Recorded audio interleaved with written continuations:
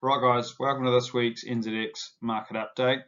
I'm going to do a little bit different this week. We've got a few graphs, some important data that's come through this week, and this is the best way to do it. So we'll kind of try and keep it brief. GDT 282 this week, another mundane April auction, 2 in a row now. However, this one we saw the GDT index fall 0.1%. Whole milk powder gained 0.4% on average, and this graph shows you the average price movements across all 6 contract periods and the average price in black there. So you can see very minor movements for the 2 milk powders. However, the fats is where we saw the massive the mass of price movements. AMF lost 3.3% on average, which equates to $206 per tonne. You can see butter there lost on most contract periods, down 0.6% or $40 a tonne. This loss of AMF and the small loss of butter means that the value of the milk fats between the two on a milk solids basis is now even bigger, meaning AMF is well and truly undervalued compared to butter. Whole milk powder at this auction managed to keep the index from sliding much further.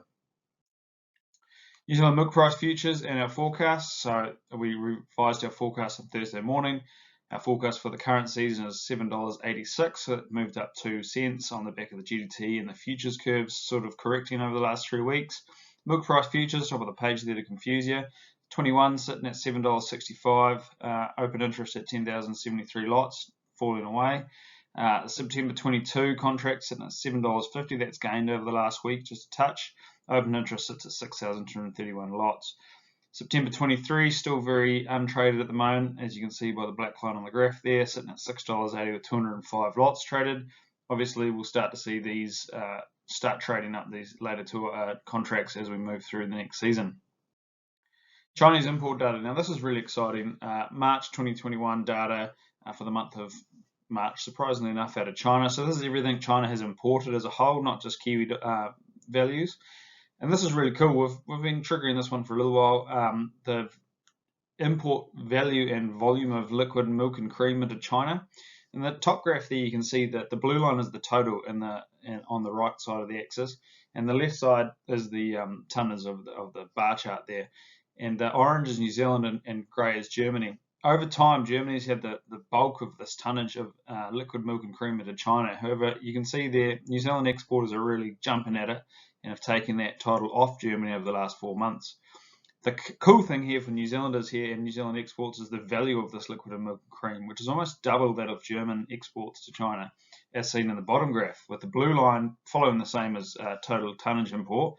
However, the value there of the orange of New Zealand is massive compared to our competitors. France is probably and this is total volume too, not volume per tonne.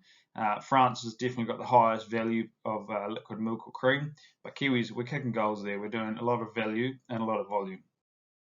Whole milk powder for March lifted as well. Same with skim milk powder. We saw good lifts there. It's quite impressive to see that volumes of exports are still growing, or imports, sorry, of Chinese milk powder. Butter and cheese growing. Cheese actually broke a record for imports, and while we're there, so did liquid milk and cream. Also, whey broke a record for March, the highest volumes of those 3 commodities into China for the month of March. Now, another cool one that came out this morning, and this is one we were waiting for. March milk solid production for New Zealand. 8.7% increase on a milk solid basis and a 9.8% increase on a tonnage basis. It's a massive movement. That's huge. We are late in the season. We're not seeing the sort of figures we'd see in October, November, December, but this is still pretty substantial. And a lot of this came from the North Island. South Island has actually been struggling. South Island's very dry. Kenneree's dry and cold. However, the Waikato, Taranaki, and the North Island on the whole has actually been kicking goals and dragging the rest of the country along. And we can see this by this 8.7% increase. Right, that's me, guys. Thank you very much for your time, and we'll see you next time.